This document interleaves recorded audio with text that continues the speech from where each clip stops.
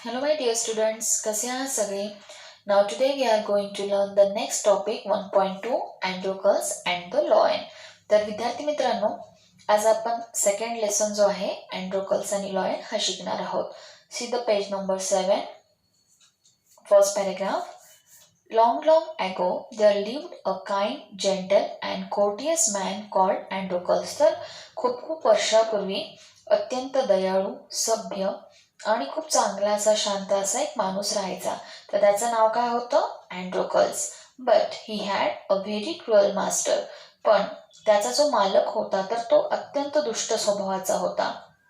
In those days, kings, nobles and other wealthy men used poor people as their slaves. तर त्या काळामध्ये म्हणजे ज्या काळामध्ये अँड्रोकल्स होता तर त्या काळामध्ये राजे लोक आणि जे अत्यंत श्रीमंत लोक आहेत तर ते काय करायचे, गरीब लोकांना गुलाम म्हणून ठेवायचे. स्लेव म्हणजे काय? गुलाम. तर गुलाम म्हणून ठेवत असत. Androcles was a slave. Androcles सुद्धा काय होता? एक गुलाम होता. The slaves were force to work for their masters. आणि ते जे गुलाम लोक होते तर त्यांना त्यांच्या मालकांसाठी काम करावं लागायचं. They had to do what their master told them. तर त्यांचा मालक जे काही काम सांगेल ते प्रत्येक काम ते गुलामाला करावं लागायचं. म्हणजे अँड्रोकल्सला सुद्धा करावं लागायचं, कारण अँड्रोकल्स सुद्धा गुलाम होता. They had no freedom, no rights. त्यांना काही स्वातंत्र्य नव्हतं. राईट्स म्हणजे अधिकार, काहीच अधिकार नव्हते. Even when they were unhappy with their master they could not leave हिम. म्हणजे ते दुःखी होते, त्यांना त्यांच्या मास्टरसोबत, मालकासोबत राहायचं नसलं तरी ते त्याला सोडून जाऊ शकत नव्हते. They were bound by law to obey their master however wicked he might be. तर त्यांच्या राज्यामध्ये असा कायदा होता, त्या कायद्यामध्ये ते बांधले गेलेले होते की त्यांचा मालक कितीही खराब असला तरी त्यांनी काय करायचं, तशा दुष्ट मालकाची आज्ञा पाळायची, असा रूल असल्यामुळे यांची इच्छा असो नाहीतर नसो त्या नोकरांना, त्या स्लेव्सला राहावं लागायचं. इथपर्यंत लक्षात आलंय? Understood? Now see the second paragraph. Androcles did not like his heartless wicked master. तर अँड्रोकलला सुद्धा त्याचा जो मालक होता तर तो दुष्ट आणि निर्दयी असा मालक अजिबात आवडत नव्हता. His master starve his slaves and often whipped them. तर बऱ्याचदा मालक काय करायचा, स्टार्व म्हणजे उपाशी ठेवायचा सगळ्याच त्याचे. म्हणजे फक्त अँड्रोकलच एकटा गुलाम होता का? तर नाही, त्यासारखे अनेक गुलाम होते. तर त्यांना तो काय करायचा, उपाशी ठेवायचा बऱ्याचदा, काम जर व्यवस्थित केलेलं नसेल तर. आणि विप म्हणजे चापकाने फटकूनही काढायचा. Androcles felt that even death was better than serving such a master. तर अशा मालकाच्या हाताखाली काम करण्यापेक्षा मेलेलं बरं असं त्याला वाटायचं. He kept looking out for a good opportunity. आणि तो संधी शोधत होता की कधी या मालकाच्या मी तावडीतून सुटतो ते. At the first chance he got, he escaped from the clutches of his cruel master. आणि जशी त्याला संधी भेटली तर तो काय झाला की त्या माणसाच्या, त्या दुष्ट अशा मालकाच्या तावडीतून सुटला. कोण सुटला? अँड्रोकल्स. इथपर्यंत लक्षात आले? Now see the third paragraph. Now, although Androcles had thus run away, he was not a coward. म्हणजे जरी तो तिथून पळून गेला होता तर तो भित्रा होता का? नाही. तर ज्या पद्धतीनं जर मालक चांगला वागला असता तर त्यालाही काम करायला खूप छान वाटलं असतं. पण मालक सतत त्रास द्यायचा, मारायचा, उपाशी ठेवायचा आणि मग कुठेतरी त्याला सुद्धा कंटाळा आला होता वारंवार ह्या गोष्टीचा. आणि त्याला असं वाटलं की असं करण्यापेक्षा आपण मेलेलं बरं. आणि योग्य संधी भेटल्यामुळे त्याने काय केलं, मग तिथून तो निघून गेला. ही टूक शेल्टर इन अ फॉरेस्ट. त्याने जंगलामध्ये आसरा घेतला. He was not afraid of the wild beast that roam the forest. Roam म्हणजे भटकणे. तर त्या जंगलामध्ये जे जंगली पशु होते, पशु प्राणी, तर त्याची अजिबात त्याला भीती वाटायची नाही. He did not mind that he had no roof over his head. त्याला याचंही काही वाटत नव्हतं की त्या जंगलामध्ये काही त्याचं काही घर होतं का, राहण्यासाठी काही छप्पर होतं का त्याच्या डोक्यावर काही. पण त्याचंही त्याला काही वाटत नव्हतं. He was happy that he was free as a bird to go wherever he wished. फक्त त्याला एका गोष्टीचा आनंद वाटत होता की त्याला जिथं वाटेल तिथं तो आता एखाद्या पक्षाप्रमाणे जाऊ शकत होता. So see the next paragraph. One day, as he was wandering in the forest, he suddenly came face to face with a lion. आणि एके दिवशी जंगलामध्ये असाच वंडर म्हणजे भटकणे भटकत असताना फिरत असताना अचानक त्याच्या समोर सिंह आला. म्हणजे समोरासमोर त्यांची गाठभेट झाली असं समजूया.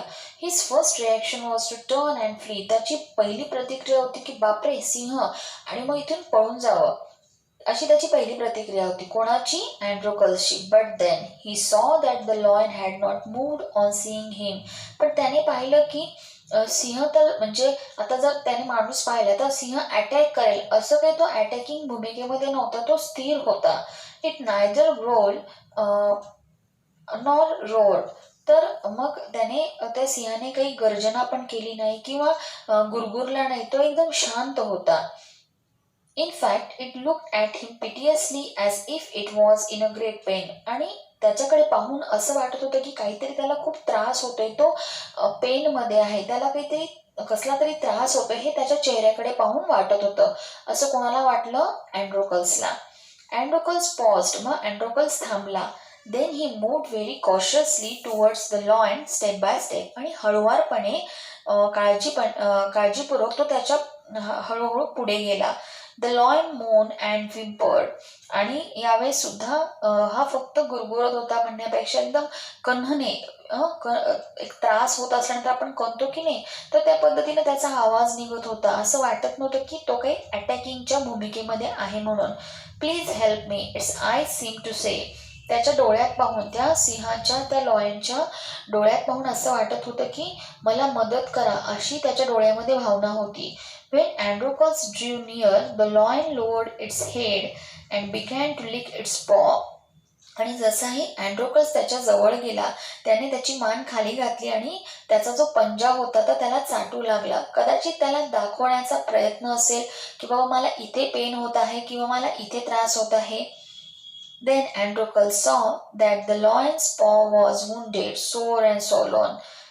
आणि मग त्याने काय पाहिलं? मुंडेड म्हणजे जखम होणे. त्याने पाहिलं की अरे याच्या तर पंजाला जखम झालेली आहे, दुखरा झालेला आहे, त्याला सूज सुद्धा आलेली आहे, हे त्याने पाहिलं. कोणी? अँड्रोकल्सने. इथपर्यंत लक्षात आले?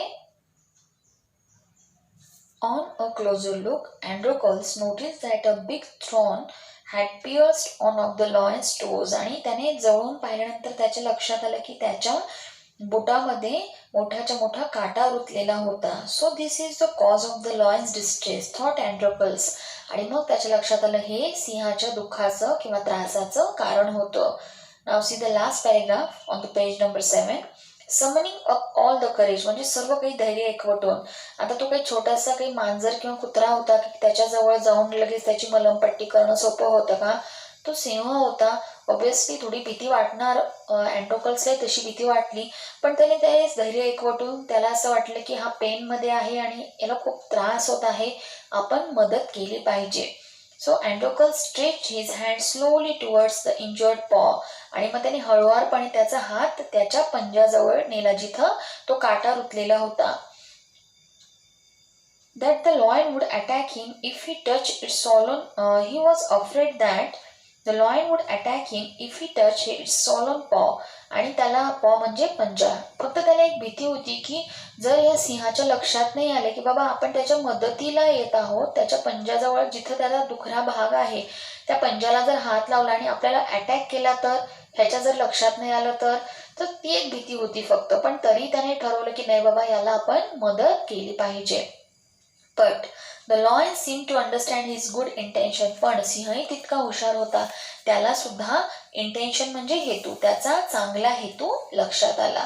सो इथपर्यंत लक्षात आले. Now see the page number 8. Next paragraph. Androcles took the paw in his left hand. आणि मग अँड्रोकलने काय केलं? त्याचा पंजा आपल्या डाव्या हातात घेतला. Deftly he pulled out the thorn. आणि काळजीपूर्वक तो काटा बाहेर काढला त्याच्या पंजामधून. Then tearing a piece of his own clothing, the kind man bound up the lion's injured paw. आणि त्याने काय केलं? त्याच्या शर्ट किंवा जे काही त्याने कपडे घातलेले असतील तर त्याचा काही कपडा फाडून घेतला आणि त्याच्या जखमी पंजाला त्याने तो बांधला. To his surprise and wonder, the lion then licked his arm as if to show gratitude. आणि सगळ्यात आश्चर्य काय घडलं माहिती का, की त्या गोष्टीची जाणीव सिंहाला सुद्धा झाली आणि त्याने प्रेमाने त्याचा हात चाटला. एक ग्रॅटिट्यूड म्हणजे कृतज्ञता व्यक्त करण्यासाठी. तो काही सरळ सरळ त्याला थँक्यू म्हणू शकला असता का, नाही, तर त्याने ती कृतज्ञता या पद्धतीने व्यक्त केली. Now see the next paragraph. Androcles remained with the lion till it could walk again. आणि त्याला असं वाटलं अँड्रोकलला की अशा आजारी असलेल्या किंवा जखम झालेल्या सिंहाला असं सोडून जाणं योग्य नाही, म्हणून त्याने ठरवलं की जोपर्यंत तो बरा होत नाही तोपर्यंत त्याच्याबरोबरच राहायचं, जोपर्यंत तो चालायला फिरायला शिकणार नाही तोपर्यंत. He would Hunt in the forest and share his food with the helpless beast. आणि मग आता तो काय करायचा बरं का, कोण, अँड्रोकल्स. तो शिकार करायचा जंगलामध्ये जाऊन आणि जे काही तो शिकार मिळवेल तर त्या असहाय्य अशा प्राण्याला तो काही घ्यायचा आणि त्याला काही द्यायचा. Every day he would clean and dress the Lions wound. तो दररोज प्रत्येक दिवशी त्याची जखम स्वच्छ करायचा, त्या जखमेवरती मलमपट्टी व्यवस्थित करायचा. Soon the lion was able to move about. आणि काही दिवसानंतर तो सिंह एकदम छान चालायला फिरायला लागला. Many times it followed Androcles wherever he went. आणि बऱ्याचदा तर असं व्हायचं की जिथे कुठे जंगलामध्ये अँड्रोकल्स फिरायला जायचा त्याच्या मागोमाग सिंह सुद्धा यायचा.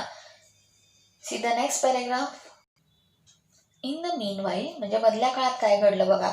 अँड्रोकल्स कोण होता, एक गुलाम होता, स्लेव होता आणि तो त्याच्या मालकाच्या तावडीतून सुटून जंगलामध्ये आलेला होता. मग आता तिकडे मालक काही शांत बसलेला असेल का बरं, तो पण काही ना काही कारवाई करेल की नाही. In the meanwhile, Androcles' master had complained to authorities that his slave Androcles had run away. आणि मग त्याच्या मालकाने सुद्धा तिकडे तिथले जे अधिकारी त्यांच्याकडे कंप्लेंट नोंदवली की त्यांचा जो गुलाम आहे तो पळून गेला आहे. Soldiers were sent in all directions to capture Androcles. आणि मग अनेक सैनिक पाठवण्यात आले वेगवेगळ्या दिशेला त्या अँड्रोकल्सला पकडण्यासाठी. They search for him high and low but couldn't find him. त्यांनी सगळीकडे शोध त्याचा घेतला पण तो काही सापडला नाही. तो कुठे होता, जंगलात होता ना. At last they came to the forest where Androcles lived. आणि फायनली जिथं अँड्रोकल्स ज्या जंगलामध्ये राहत होता त्याच जंगलामध्ये शोध घेत ते सैनिक तिथपर्यंत पोहोचले. See the next paragraph. It so happened that Androcles had gone out alone that day while the lion rested near the cave. तर असं पहिल्यांदाच घडलं की बाबा अँड्रोकल्स हा एकटाच फिरायला गेला जंगलामध्ये आणि सिंह गुहेमध्ये एकटाच होता. Both of them fell into the hands of the soldiers. आणि त्याच्यामुळे दोघंही सेपरेट असल्यामुळे त्या सैनिकांच्या तावडीत सापडले. The soldiers took them back to the city. आणि दोघांना सुद्धा पण सेपरेटली बरं का, वेगवेगळं, त्या अँड्रोकल्सला सुद्धा आणि त्या सिंहाला सुद्धा सैनिक कुठे घेऊन गेले, शहरामध्ये घेऊन गेले. They put Androcles in the chains in the prison. आणि साखळ दंडामध्ये बांधून तुरुंगात अँड्रोकल्सला ठेवण्यात आलं.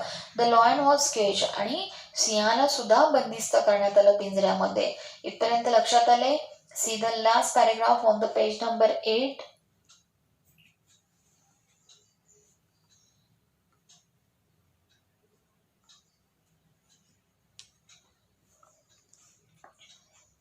In those days, people who were found to be guilty of serious crime were fed to wild beasts. आता त्या काळामध्ये शिक्षेचा प्रकार कसा होता बघा. त्या काळामध्ये जर एखाद्याने मोठा गुन्हा केला असेल तर त्याला वाईल्ड बिस्ट म्हणजे जसं सिंह, वाघ असे जे हिंसक प्राणी आहेत तर त्यांच्यासमोर टाकलं जायचं अन्न म्हणून. आणि मग ते त्याला काय करायचे, मारून टाकायचे. सो या पद्धतीने शिक्षा दिली जायची ज्याचा क्राईम गुन्हा मोठा असेल अशांसाठी. Running away from one's master was a very serious crime at that time. आणि त्या काळामध्ये तर मालकाला सोडून पळून जाणं हा सुद्धा मोठा गुन्हा समजला जायचा. Therefore Androcles too was to be thrown to the wild beast. आणि म्हणूनच मग अँड्रोकल्सला पनिशमेंट कशी केली गेली होती, त्याला काही फाशीची शिक्षा वगैरे दिली गेली का, नाही, तर त्याला सुद्धा अशाच हिंस्र प्राण्याच्या समोर अन्न म्हणून टाकलं जाणार होतं. इथपर्यंत लक्षात आले. Okay. So remaining part of this chapter we will see in our next lecture. Thank you students.